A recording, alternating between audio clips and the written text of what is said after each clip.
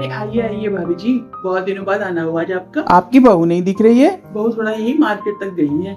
अरे आप बैठिए तो सही। अरे बहू, आ गई तू मार्केट से?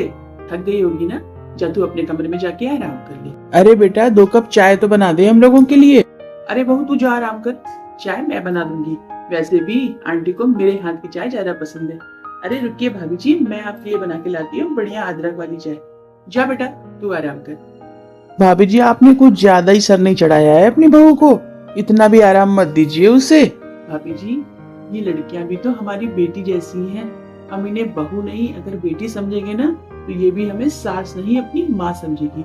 बेचारी मार्केट से थक के आई है और तुरंत ही मैं उसे किचन में भेज दूं।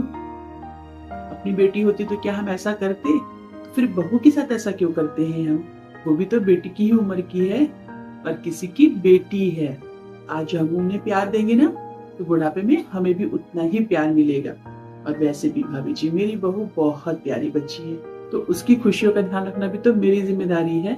मैंने उसके मम्मी पापा से वादा किया है भाभी जी कि मैं उनकी बेटी को कभी कोई कष्ट नहीं दूंगी। शायद आप ठीक कह रही हैं भाभी जी। शशांक, तेरी हिम्मत कैसे हुई मेरी बहू से इतनी ऊंची आवाज में बात करने की? और तू मेरा बेटा है, अपने संस्कार मत भूल, ना 2 हाथ लगाऊंगी तुझे। खबरदार जो मेरी बहू से ऊंची आवाज में बात की तो जो भी बात रहा करे बंद कमरे के अंदर बात किया करो, वो भी आवाज नीचे रख के। लेकिन मेरी बहू से ऊंची आवाज में बात करने की कोशिश मत करना। माँ बेटे का रिश्ता अपनी जगह है और सास बहू का अपनी जगह। क्या तू उसे इसीलिए बीवी बना के लाया था कि उस पे अपना रौब जमा सको? बेटा मेरे रहते तो ये पॉसिबल नहीं है, आगे से ध्यान रखना। अरे भाभी जी मैंने आपकी बहू को कल शाम मार्केट में देखा था, बड़ा हंस हंस के बात कर रही थी किसी से। क्या आपको पता है इसके बारे में? हाँ भाभी जी, आपने जरूर देखा होगा मेरी बहू को। वो क्या है ना, मेरी बहू सारे दिन घर संभालने के बाद शाम को अपने लिए 1 घंटा निकालना सीख जो गई है। और मैं तो कहती हूँ आपकी बहू को भी सीखना चाहिए। अरे पूरे दिन तो घर के अंदर बंद रहती है हमारी बहुएं, शाम को 1 घंटा भी नहीं निकल सकती क्या बाहर? इसमें कौन सी गलत बात है? आप भी ना भाभी जी। लेकिन भाभी जी इस तरह बहुओं का बाहर घूमना अच्छा लगता है क्या? भाभी जी थोड़ा ध्यान दिया करिए कि आपकी बहू क्या पहन ओढ़ कर निकल रही है। लोग 10 तरह की बातें करते हैं आपकी बहू के बारे में।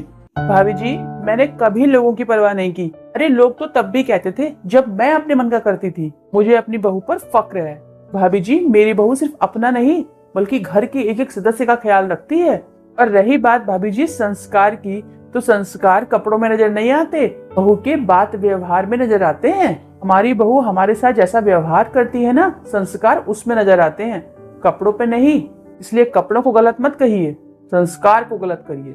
और प्लीज भाभी जी मेरी आपसे हाथ जोड़कर विनती है, अगर आपको मेरी बहू की बुराई करने के लिए इस घर में आना है ना, तो प्लीज मत आया करिए। मैं अपनी बहू की बुराई नहीं सुन सकती, क्योंकि मुझे पता है कि मेरी बहू कैसी है। मम्मी जी, कौन आंटी आई थी और क्या कह रही थी मेरे बारे में?